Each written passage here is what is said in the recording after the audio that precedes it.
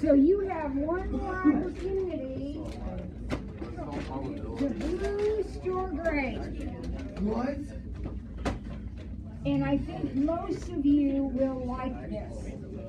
I do need to say, we saved this for the end because not so much this year, but in past years, we've had so many kids go to IU.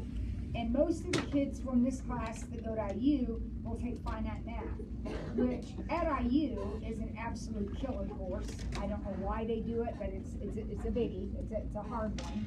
And one of the emphases in the class is the whole notion of combinatorics, which is probability, counting, permutations, combinations, that kind of stuff. So that's where we're going right now. This is our last unit. In how many ways can you arrange 5 books on a shelf? So I want you to think about the shelf. And you have 5 books that you need to put on this shelf. So you say to yourself, okay, here are the 5 books. I'm going to reach in and grab one and put it right here. Now, I'm only going to put one book in that spot, but how many choices do I have of books to put in that spot? Just in this spot? 5. There are 5 books in this pile. I'm going to reach in and grab one. So this is a recording of the number of choices that I have. All right, no, be careful, okay? Because now I have taken a book out of my pile and I have put it here. So now I'm going to reach in. Now there are only 4 choices. And then there are 3, 2, and by the time I get to the last spot, I'm one book left. That's it. So the number of ways that I can arrange 5 books on a shelf is 5 times 4 times 3 times 2 times 1. Now, this has a special name, this kind of, setup. Does anybody know what we call 5 times 4 times 3 times 2 times 1? It's called 5 factorial. 5 factorial. The exclamation point is the mathematician's way of telling you, start with this number and then multiply by every one down from it. So 8 factorial would be 8 times 7 times 6 times 5 times 4 times 3 times 2 times 1. If you have your calculator, let me show you where that button is, because it can save you a lot of time rather than multiplying all those individual numbers. So if you have your calculator, if you press the math button, and the math button is in the first column, it's like the 3rd one down or something, notice that across the top, the last option is prob. So click over to prob, use your arrow buttons over to prob, and now do you see the factorial button down there? So if you want to know, guys, if you want to know what 5 factorial is, you have to press 5, the number 5, and then you go into your math prob menu, go down to the exclamation point, click it, and press enter, and it should say 120.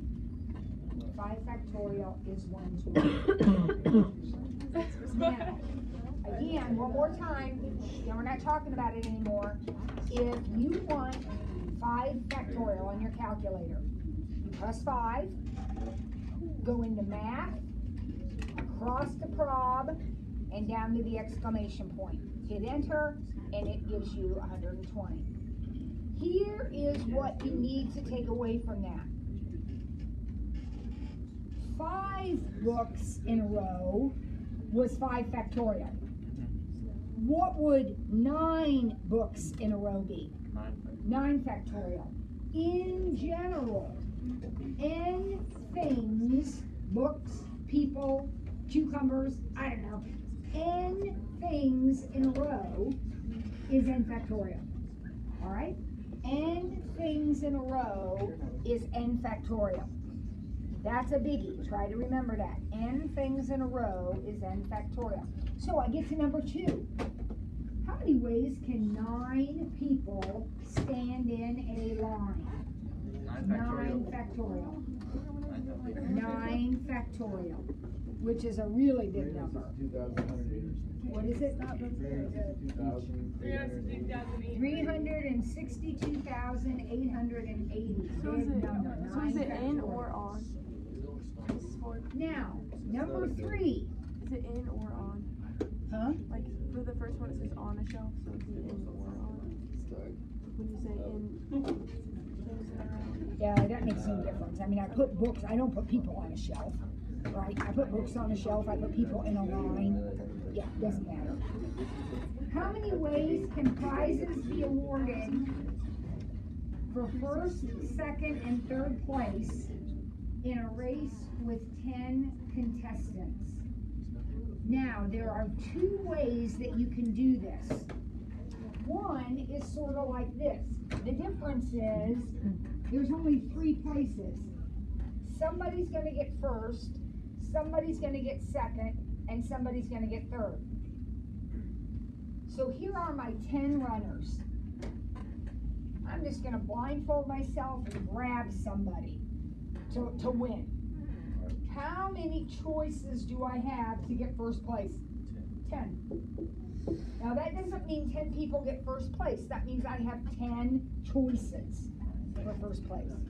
Now somebody's got first place. So how many choices do I have for second place? 9. And then 8. The answer is 720. Now, why did I not go all the way down? Because there's only 3 places. I wasn't giving away 10 places. If I was giving away 10 places, it would be 10 factorial. But I'm not. I'm only giving away 3. So it's just 10 times 9 times 8. Now, the mathematical way of doing that, this will work. I wouldn't have showed it to you if it didn't work. This is fine. But the mathematical way of doing it is this. Now, I want you to do this for me, those of you that have calculators. I want you to press 10. What? Okay, when it's time to go, go. I want you to press 10. Now, go back into your math menu where you were before. So math prob. Now, do you see a button that says NPR? Hit it. Hit that button. And then put in 3. And hit equals. And what did it do? 720. Now, what this notation means is you have 10 things. It doesn't have to be people. You have 10 things. You are picking 3 in order. First, second, third. This notation, 10P3, means there are 10 whatevers, 10 people, 10 books, 10 whatevers. You are picking 3 of them in a particular order. So, if I were awarding first, second, third, and fourth place prizes, it wouldn't be 10P3, it would be 10P4. That's what that notation means. The P stands for the math term permutation, and permutation just means orders. How many orders can this happen? How many different orders of finish can I have in this problem? All right, number 4. Mrs. Ford has 8 jumpers and 10 shirts. How many different outfits are possible? Now we're assuming like everything matches with everything. I don't care about that. So any shirt goes with any jumper. So how many outfits would be possible? Can you think about that? You could do it that way. That's actually overcomplicating it, but you could do it that way. Here I am, standing at my closet in the morning. What do I need to do every day? I pick a jumper and a shirt, right? How many choices do I have for jumpers? 8. How many choices do I have for shirts? How many outfits do I have? 80. Now, if you wanted to use our new notation, I wouldn't recommend it, but if you wanted to, you could say, okay, you have 8 jumpers and you're picking one, and you have 10 shirts and you're picking one, and that would give you 80. That will work out mathematically to be 80. I wouldn't do that. I think that's overkill, but it will work. You have to like it twice. What? You have to do it twice. Yep. If you do that, you do. Yeah, because you only got 0. You can't put them together. Yeah. All right, Mr. Ford has 5 sport coats, 12 shirts, and 10 pairs of pants. Assuming that everything matches, how many outfits does he have?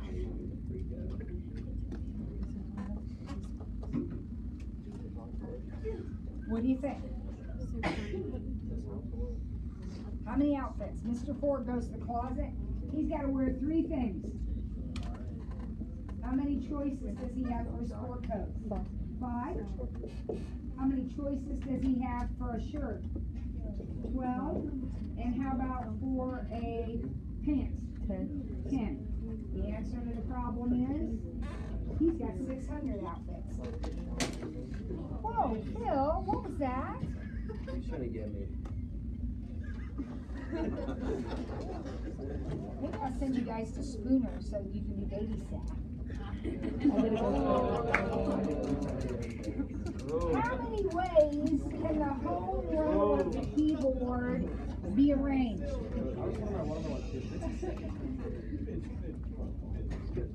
Last question we're going to do today. Let's get it figured out.